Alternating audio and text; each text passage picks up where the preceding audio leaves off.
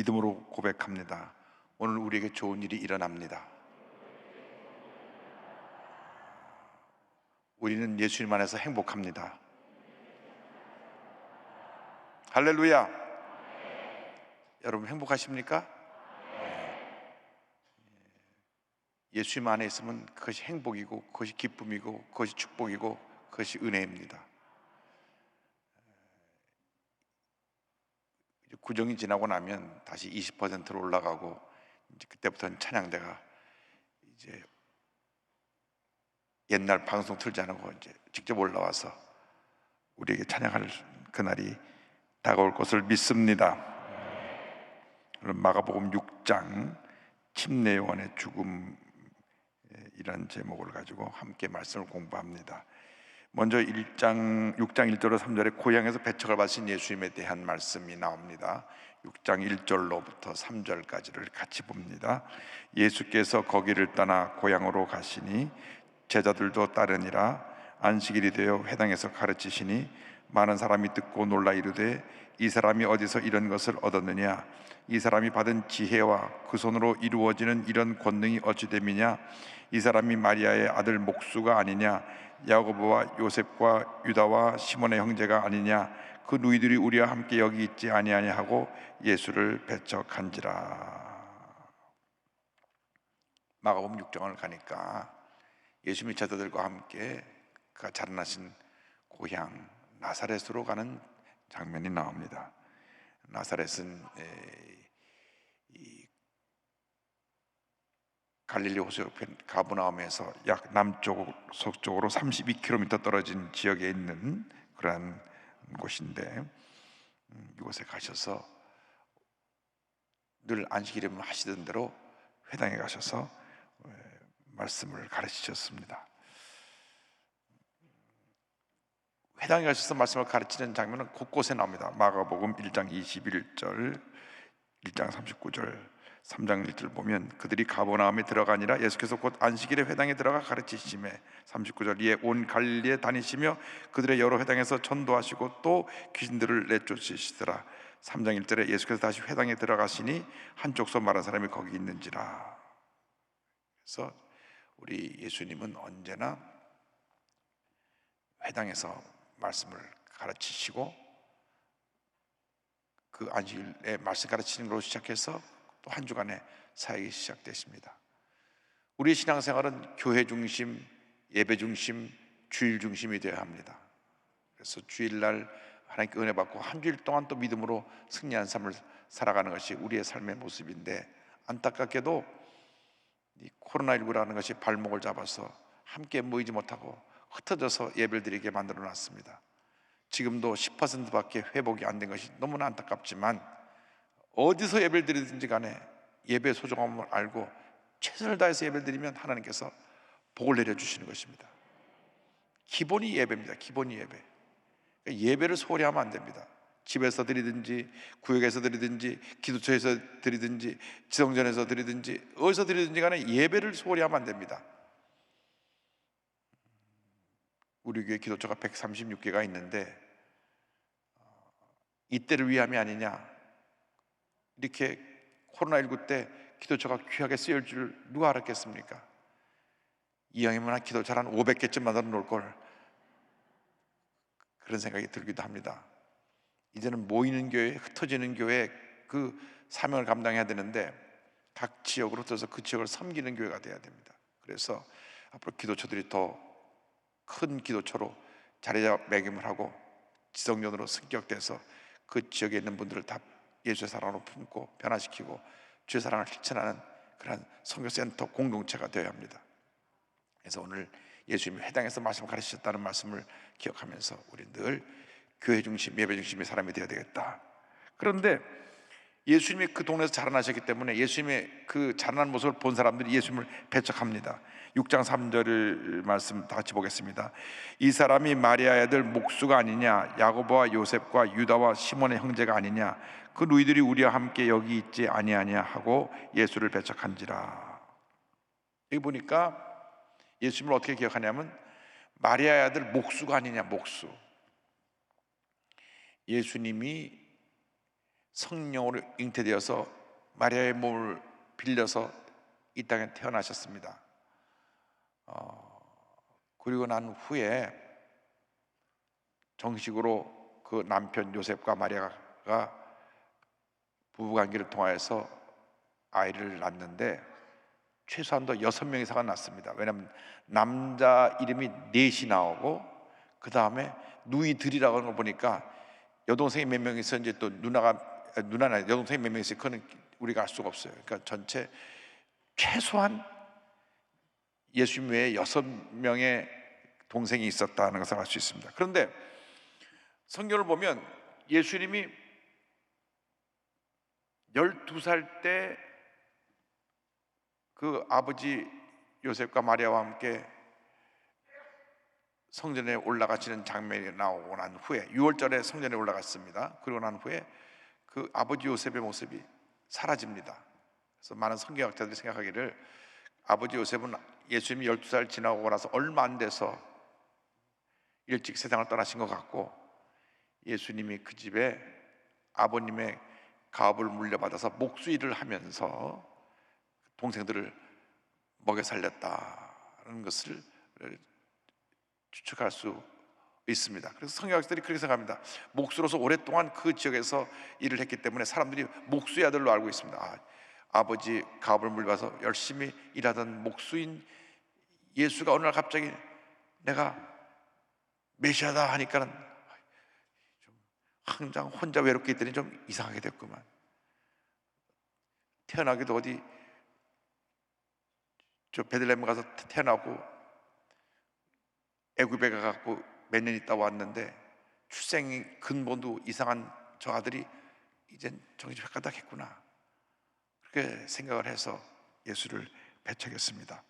여기 그 요셉과 마리아 사이에 태어난 아들 가운데 야고보하고 유다는 초대교회 예루살렘의 지도자가 되고, 그 다음 야고보서와 유다서를 쓴 그 기록자가 됩니다. 처음에 형제들도 다 예수를 안 믿었습니다. 요한복음 7장 5절을 보면 이는 그 형제들까지도 예수를 믿지 아니함이러라, 그렇게 기록되어 있습니다. 그러니까 예수님 살아계실 때는 예수님을 안 믿었어요. 왜? 늘 보던 형님이 어느 날 갑자기 메시아라 그러니까 형이 좀 정신이 좀 이상해졌나 보다, 뭔가 환상에 빠졌나 보다, 늘 혼자 외롭게 나가서 혼자 기도하고 혼자 명상하더니만 뭔가 좀 정신이 잘못된 모양이다, 그렇게 생각을 했습니다. 그런데 예수님께서 십자가 못 박으시고 부활하신 난 후에 승천하신 모습을 보고 난 다음 모두가 예수를 잘 믿는 하나님의 사람들이 되었습니다. 그래서 사도행전 1장 14절 보면 예수님께서 승천하시고 나서 이제 아버지 약속한 것을 기다리라고 말씀하셨을 때 1장 14절에 함께 모여 기도하는 장면이 나옵니다. 여자들과 예수의 어머니 마리아와 예수의 아우들과 더불어 마음을 같이하여 오로지 기도에 힘쓰더라. 그러니까 그 마가의 다락방에 120명이 모여서 함께 기도할 때 거기 예수님의 동생들이 함께 모여서 기도하면서 초대교회를 설립할 때 창립 멤버가 되었고, 그리고 그 교회 지도자가 되어서 야고보서 유다서를 쓴 그런 하나님의 귀신 받는 하나님 일꾼으로 그 사역을 감당하게 되었던 것입니다. 어쨌건 이렇게 그 동생들도 그 당시엔 예수를 안 믿었어요. 그래서 이제 동네 사람들이 너 형 이상해진 거 아니냐, 본인이 와서 어떻게 성경 말씀 저렇게 읽고 함부로 성경 말씀 해석해 줄 수 있느냐, 목수가 어떻게 성경 공부를 해갖고 와서 저렇게 회당에서 태연하게 말씀을 전하느냐, 비판을 하고 뭐 병을 고친다 그러는데 그걸 우리가 믿을 수 없다. 6장 4절 6절입니다. 다 같이요. 예수께서 그들에게 이르시되 선자가 자기 고향과 자기 친척과 자기 집 외에서는 존경을 받지 못함이 없느니라 하시며, 거기서는 아무 권능도 행하실 수 없어 다만 소수의 병자에게 안수하여 고치실 뿐이었고 그들이 믿지 않음을 이상히 여기셨더라. 이에 모든 촌에 두루다니시며 가르치시더라. 인간적으로 예수님을 알고 있던 사람들이 예수님을 배척했습니다. 선지자가 고향에서 대접을 받지 못한다고 하는 이유는 어린 시절 자라날 때 그 모든 모습을 다 동네 사람들이 봤기 때문에 존중하지도 아니하고, 또 그가 큰일을 할 때 에이 옛날에 그 밤날 그 이불에도 오줌 싸던 녀석이야, 이런 식으로 무시하고 인정을 하지 않았습니다. 마찬가지로 예수님이 갑자기 메시아라니까 자기들이 옛날에 보던 그 모습대로 예수님을 판단하고 정죄한 것입니다. 그래서 여기 보면 그들이 믿지 않음을 이상히 여겼다. 굉장히 중요한 말씀입니다. 우리가 신앙생활할 때 우리를 주님 보시는 내용이 믿음이라는 것입니다. 믿음, 하나님께 인정받는 믿음. 이 믿음의 사람이 되면 놀라운 역사를 이룹니다. 믿음이 우리의 미래를 이끌어가는 것입니다. 믿음이 오늘이 나를 만드는 것이 아니라 미래의 나를 만드는 것입니다. 오늘 내가 믿음을 갖고 있으면 그 믿음이 꿈과 나의 망의 희망으로 내 앞을 인도하는 것입니다. 그래서 여러분들이 이 세상 살아가는 동안 가장 중요한 것이 하나님께 인정받는 믿음, 늘 거룩한 꿈을 꾸고 믿음으로 살아가는 그 모습을 갖고 사는 것이 매우 중요합니다. 그래서 기도해야 됩니다. 하나님 아버지, 큰 믿음의 사람이 되어서 주님께서 맡긴 사명 잘 감당하게 하여 주옵소서. 절대 긍정, 절대 감사의 믿음으로 우리의 미래를 바꿔나가게 하여 주시옵소서. 믿음이라는 것은 긍정적인 모습이고 미래에 대한 거룩한 꿈을 꾸는 것이고, 믿음이라는 것은 어두운 면을 보지 않고 밝은 면을 보는 것이고, 믿음이라는 것은 하나님께 초점을 맞추는 것이고, 믿음이라는 것은 말씀 붙잡고 사는 것이고, 믿음이라는 것은 미래에 되어질 내 모습 이미 이루어졌다고 바라보고 나가는 것이, 그것이 믿음입니다. 제가 오늘 새벽에도 말씀드렸지만은 김영숙 교수님이 7년 전에 무릎 관절이 너무 아파서 길거리에서 주저앉으신 거예요. 그때 나이가 94세. 그래서 아이고, 이제 내 인생이 끝났구나 보구나. 내 친구 안병욱 교수도 천국 가고 했으니까, 안병욱 교수 94세 막 천국 가신 것 같은데 나도 갈 때가 됐구나 생각을 해가지고 이 무릎이 너무 아프니까 이제 침을 맞으러 갑니다. 침을 맞으러 갔어요. 침을 맞으러 가서 물어봅니다. 한의사 원장님한테, 원장님, 침 맞으면 좀 괜찮아지겠습니까? 그러니까 그 원장님이 뭐라고 하냐면, 네, 치료받으면 좋아집니다. 건강해지실 거예요. 근데 그 말에 우리 이 김영숙 교수님이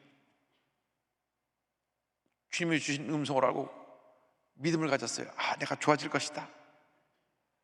그날부터 갑자기 좋아지기 시작해가지고 지금 102세이신데도 건강하세요.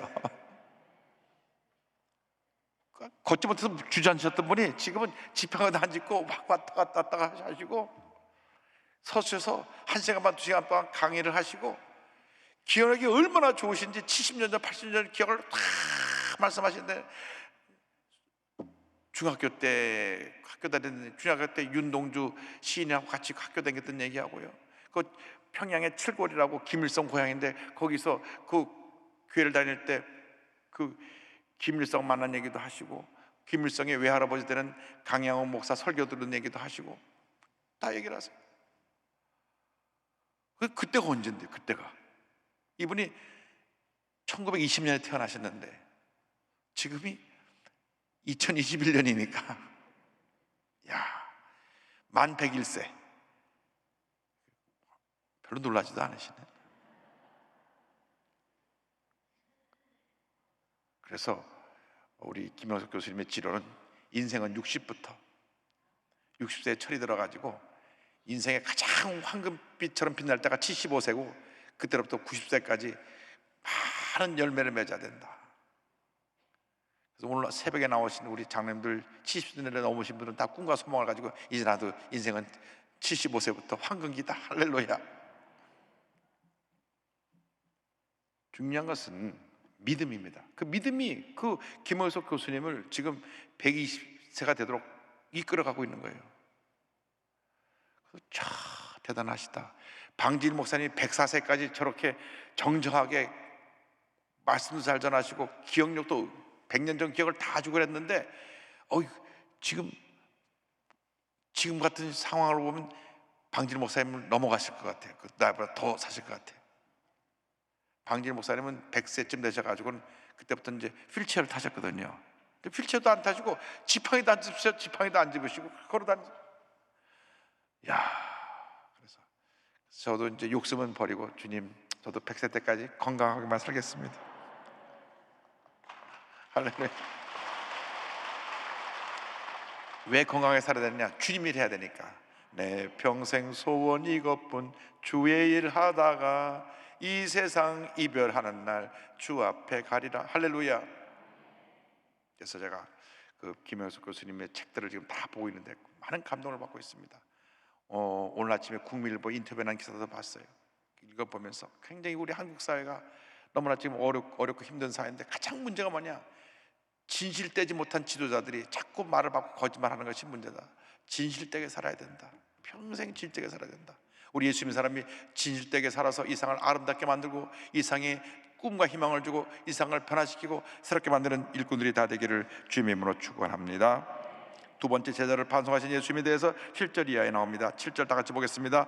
12 제자를 부르사 들썩들썩 보내시며 더러운 귀신을 제거하는 권능을 주시고 둘씩 보내셨다. 짝을 지어 보내십니다. 파송하실 때 무슨 권능을 주셨느냐? 더러운 귀신을 쫓아내고 모든 병과 모든 약한 것을 고치시는 권능을 주셨습니다. 이 똑같은 내용이 마태복음 10장 1절에 이렇게 설명되어 있습니다. 예수께서 그의 12제자를 부르사 더러운 귀신을 쫓아내며 모든 병과 모든 약한 것을 고치는 권능을 주시니라. 그러니까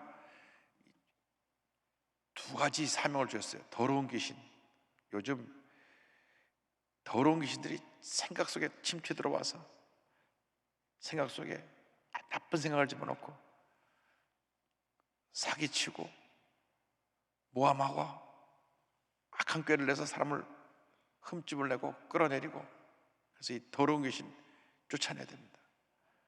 남이 잘 되는 거 보면 배가 아파하고 어떻게 하든지 못되게 만들려고 하는 그 더러운 귀신을 쫓아내야 됩니다. 음란 귀신을 쫓아내야 됩니다. 이 도박 귀신을 쫓아내야 됩니다. 마약 귀신을 쫓아내야 됩니다. 이게 더러운 귀신이에요. 요즘 우리나라처럼 복받고 잘 사는 나라가 없는데 왜 마약이 이렇게 퍼집니까? 마약, 프로포폴 중독이라고. 그거는 위내시경, 대장 내시경 할 때 편히 잠들게 하느라고 그때 한 번 맞는 거예요. 1년에 한 번, 2년에 한 번 맞는 거예요. 그걸 매일 가서 맞아. 매일 편안하게 잠잔다고. 그 중독이 되는 거예요. 그런데 이런 중독, 마약 중독, 술 중독, 담배 중독, 이 더러운 귀신은 물러가라. 중독에 빠지면 안 됩니다. 또 나아가서 모든 병과 약한 것을 고치신다. 병이 있어요. 병, 마음의 병, 육심의 병, 약한 것, 우리 약한 부분이 있습니다. 고쳐야 됩니다. 마음의 병을 고쳐야 육신의 병도 고칠 수가 있습니다. 그래서 마음의 병을 고치는 비결은 딱 하나입니다. 예수님 안에서 절대 긍정의 믿음. 나는 주님 안에서 행복합니다. 누가 뭐라 그래도 나는 주님 안에서 행복합니다. 왜? 주님이 나의 구주가 되시고 나를 일생을 이끌어 가시기 때문에 주님 안에서 나는 행복합니다. 할렐루야. 그러면 내가 건강해집니다. 여러분, 예수 믿는 것이 얼마나 큰 축복입니까? 그것만 하나만 가지고도 평생 행복한 거예요. 그런데 뭘 그렇게 문제가 많고 어려움이 많고 다투고 싸우고 더 많이 가지러 막 움켜쥐려고 그러고. 지금 문제가 뭐냐면요, 탐욕. 더 많이 가지려고. 많이 가진 사람이 더 욕심이 많아요. 옛날에 누가 글을 읽어보니까 다리 밑에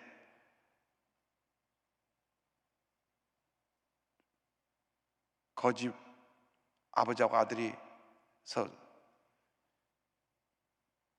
담요 하나 두르고 잠을 자는데 아들이 그랬답니다. 아빠, 우린 참 걱정거리가 없어 행복해. 무슨 소리냐? 도둑 맞을 것도 없고 도둑놈이 올 일도 없어.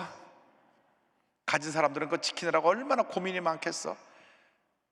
그래서 그 집, 옛날에 높은 집들 보면 다 가시 철망을 두르고 막 뾰족뾰족하고 막 유리 깨갖고 막 꼽아놓고 그랬어요. 그래서 저렇게 막 담을 높게 쌓고 막 철조망 두르고 사는데 그래도 편안히 못 잘 거 아니야. 우리는 두 다리 쫙 뻗고 자니까 누가 가져가서 가져갈 것도 없는데 뭐 갖다 가지러 와서는 오히려 놓고 가야 되지. 거지가 되라는 말씀이 아니고 마음은 이렇게 여유가 있어야 된다는 거예요. 마음. 탐욕이 없어지면 마음이 행복한 겁니다. 그래서 성경에 뭐라고 되어 있냐면 오늘 우리에게 일용할 양식을 주시옵고 이렇게 되어 있는 거예요. 오늘 내가 하루 3끼 먹을 거 있으면 다 가진 것입니다. 나머지는 다 보너스로 주신 거예요. 하루 3끼 먹을 것이 없는 분은 연락하세요. 우리 교회에서 라면 한 박스씩 다 보내드릴게요. 우리가 일용할 양식을 받았으면 예수님이 가르치신 기도대로 복 받은 것이고 나머지는 다 덤으로 받은 복이기 때문에 이것은 어떡하냐? 나누며 살아요. 나누면서. 없는 사람, 고통당하는 사람. 이번 구정 때 이제 우리 전 교구 식구를 찾아서 끼니에 걱정할 수 있는 분들은 생필품을 다 돌리자. 그래서 지금 우리 각 교회에 전달해서 어려운 분들 다 이번에 생필품을 좀 나눠드리려고 하는데, 그래도 옛날처럼 동냥하러 다니는 거지가 없는 나라. 저는 어릴 때 거지 많이 봤거든요. 여기 깡통 이렇게 매달려서 문두리에 나가 보면 밥 좀 주세요. 그걸 얻어갖고 가면 다리 밑에서 모여서 같이 밥 먹고 가만히 치고 그 안에 들어가 있고. 여기 그런 건 없잖아요.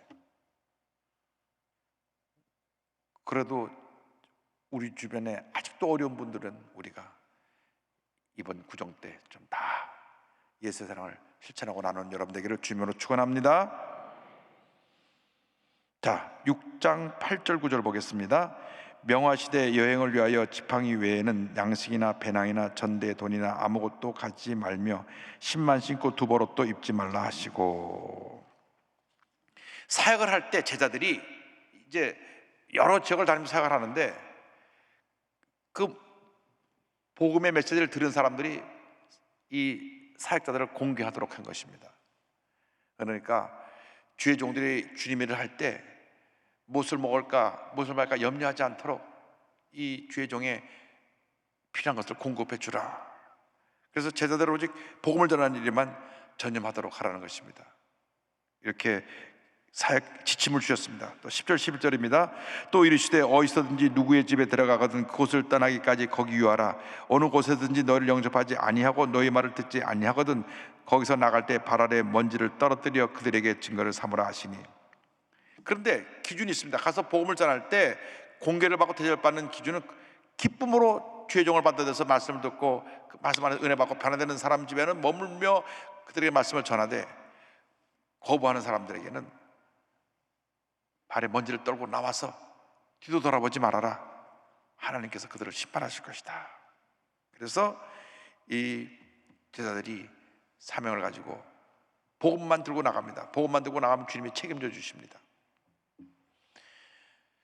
한국의 예수전도단이라고 하는 대학생 선교라고 하는 CCC라고 하는 참 귀한 그룹이 있습니다. 그리고 이제 젊은이들 선교를 하는 그룹이 예수전도단이라고 하와이 열방대학에 있습니다. 네, 하와이 열방대학에나 또 예수전도단이나 한국의 대학생 선교회나 그 선교의 기본 모토가 자비랑 선교입니다. 자비랑 선교. 네, 김중근 목사님이 창립을 하시고 지금 박성민 목사님이 그 대표를 맡아서 운영하고 계신데, 대학생 선교에서 28,000명 대학생들을 신앙적으로 관리하고 있습니다. 28,000명.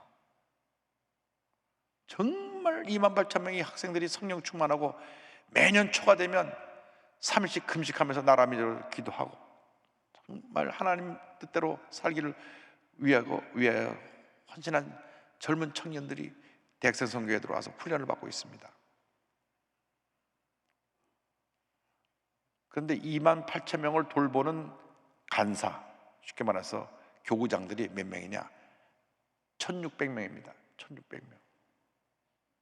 저희 교회 교육자가 400명인데도 지금 숫자가 우리 성도에 비해서 많다, 관리하는데 이제 어렵다, 여러 가지 재정적인 부담이 힘들다, 그런 얘기가 지금 코로나 시대를 지나면서 나오는데, 거기 그 목사님은 1,600명을 갖다가 그 교구장으로 쓰고 있으니까 그 사례비를 어떻게 감당합니까?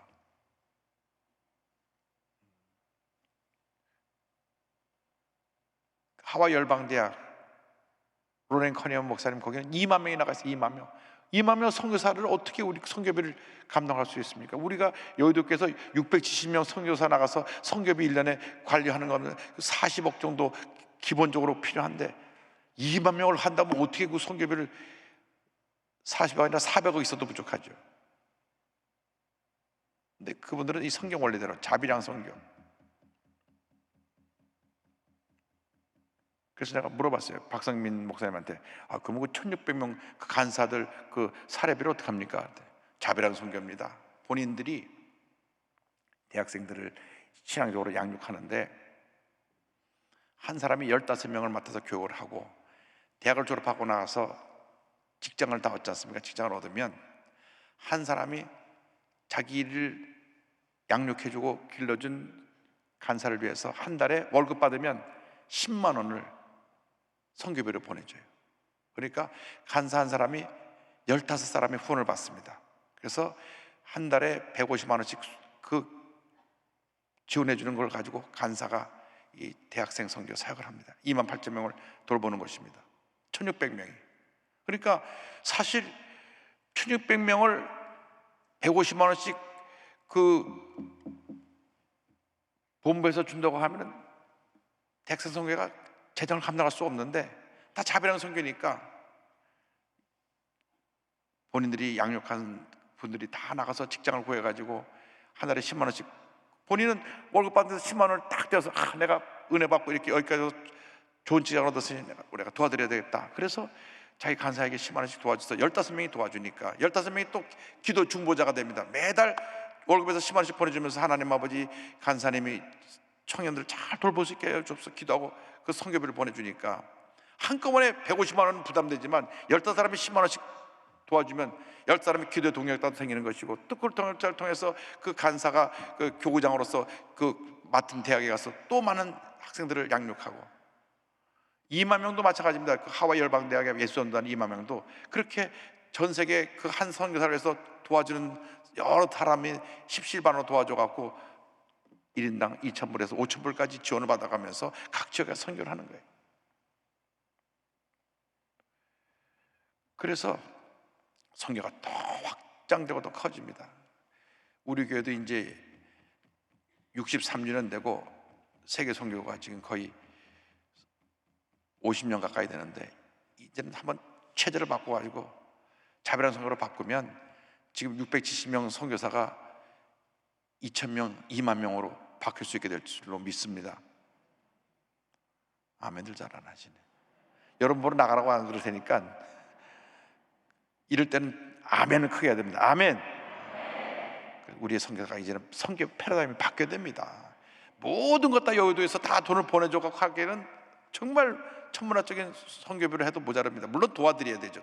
어려운 원주민 교회 그런 교회들을 가서 교회를 짓고 선교사들을 짓고 신학교를 짓고 할 때 기본적으로 그 베이스 캠프를 차리는 지원은 우리가 도와줘야 되지만 그 다음부터는 본인들이 제자들을 양육해서 거기서 제자들이 그 센터를 일궈 나갈 수 있도록 그렇게 하면 더 사역이 확장되고 큰 붕이 다가올 줄로 믿습니다.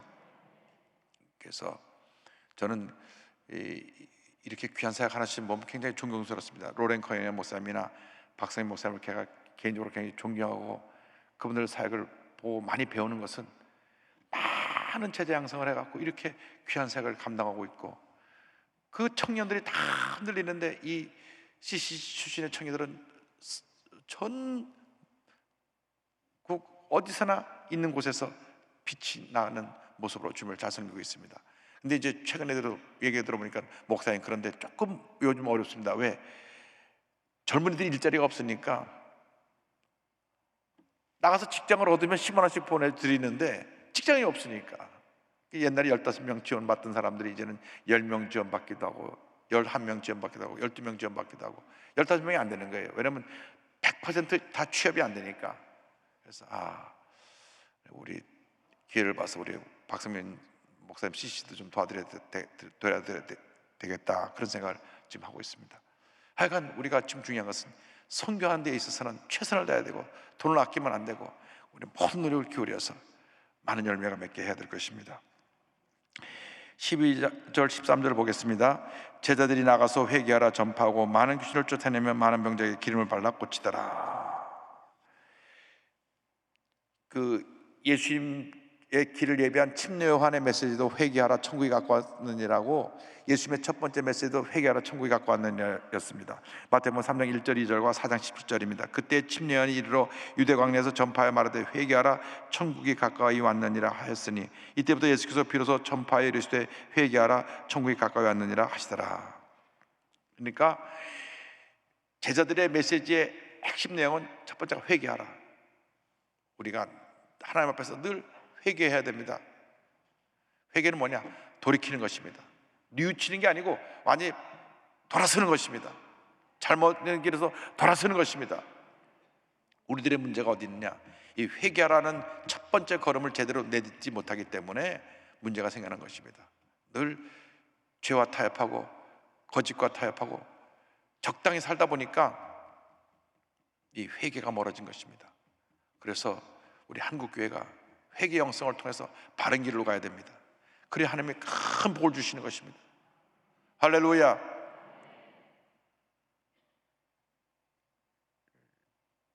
최근에 어떤 구역장님이 메모를 길게 해가지고 기도해달라고 온 서신을 보니까 이 코로나19를 너무너무 힘들고 어려운데 본인에게 마지막으로 남겨진 돈이 3천만 원인데 1천만 원은 이제 헌금도 하고 귀중한 데 써야 되겠고 2천만 원 갖고 이제 본인이 살아야 되는데 기도를 많이 했답니다. 지금 이렇게 코로나19 다 어려운 시대에 뭐 아무것도 할 수 없는데 2천만 원 갖고 지금 뭘 할 수가 있나. 그런데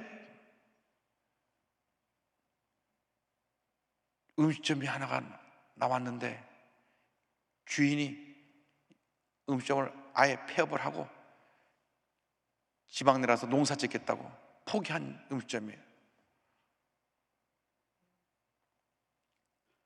갔는데 다 보는 거 다 차려입고 주방기구라면 다 있고 다 하는데 그냥 2천만 원만 받고 그 가게를 그냥 드리겠다고 가져가시라고. 저는 이제 더 이상 이제 영업 안 하겠다고. 여기는 모든 것도 뭐 주방기구 뭐고 다 그거 다 그냥 드리니까 다 그냥 쓰시라고. 그냥 2천만 원에 그 가게를 그냥 인수하셨어요. 김밥도 하고 뭐 그런 조그만 분식점 같은 집인데 사실 이 어려운 때 2천만 원 갖고 새롭게 뭘 할 수도 없는데 이 어려운 때 오히려 그런 가게를 하나 선물로 주시니까 너무 감사해서 열심히 그곳에서 지금 음식을 만들고 김밥을 싸고 그렇게 하시는데 그냥 그 간증을 써서 보내왔어요. 하나님 은혜 감사다. 제가 2천만 원밖에 없어 하나님께 다 하나님께서 알아다 해달라고 기도했더니만 평소에 정상적으로 코로나가 아니고 뭐 되면은 최소한도 그 주방기구랑 뭐랑 다 하면 10배는 더 내야 되는데 이 주인이 아예 음식점을 아예 할 마음으로 아예 힘들고 그러니까 그냥 손 다 띄고 다 놓고 내려가는 입장이니까 뭐 다 아주머니 다 가져갔어요. 다. 그래서 제가 예고 없이 한번 그 집에 가서 김밥 하나 먹으려고 그럽니다. 그래서 그냥 권사님이 눈물로 기도를 써서 보내주셔서 사진도 보니까 뭐 아담한 분식점에 그 열심히 일하시면 코로나 지나가면서 잘 이겨냈을 것 같아요.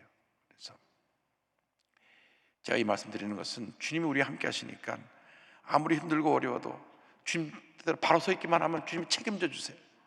하나님의 바로 서 있으면 책임져 주십니다. 여러분이 염려할 게 없어요. 걱정할 게 없어요. 물질 문제 뭐 이런 거 걱정할 게 없어요. 주님께 맡기면 주님이 다 길을 열어주시더라고요. 하나님 앞에 바로 서 있기만 하니까 하나님이 그 사업장을 그냥 갖다 주신 거예요. 2천만 원에. 전 재산이 3천만 원인데 1천만 원 떼어놓고 2천만 원 갖고 어떻게 사나 걱정하는데 그 사업장을 주셔서 그 음식점에서 사람들이 그래도 계속 오고 그렇게 하고 경영하니까 너무 감사해서 목사님 너무 은혜 감사합니다. 편지 써가지고 저한테 보내왔어요. 제가 편지를 읽고 오늘 여러분에게 그 권사님 간증을 하는 것입니다. 여러분 아무리 힘들고 어려워도 예수 믿는 사람에게는 진실되게 살아가면 길이 열립니다. 축복이 임합니다. 우리 예수 잘 믿는 게 중요합니다. 그래서 여러분 일생 살아가는 동안에 하나님 가장 기뻐하시는 모습으로 살아가는 여러분 되기를 주님의 이름으로 축원합니다. 기도하겠습니다. 사랑과 은혜와 자비가 원하신 하나님 아버지, 우리가 일상 살아가면서 때때로 힘들고 어려운 일을 만났지만 주님 앞에 바로 서 있으면 주님이 우리를 책임져 주시고 복 주신다는 사실을 깨닫게 하심을 감사합니다. 회개하라 천국이 가까웠느니라 하셨는데 회개하지 못한 것 있으면 철저하게 회개해서 돌아서게 하시고 하나님을 기쁘시게 하는 삶을 살아가는 저희 모두가 될 수 있도록 주님의 은혜 내려 주옵소서. 감사하고 예수님의 이름으로 기도드립니다. 아멘.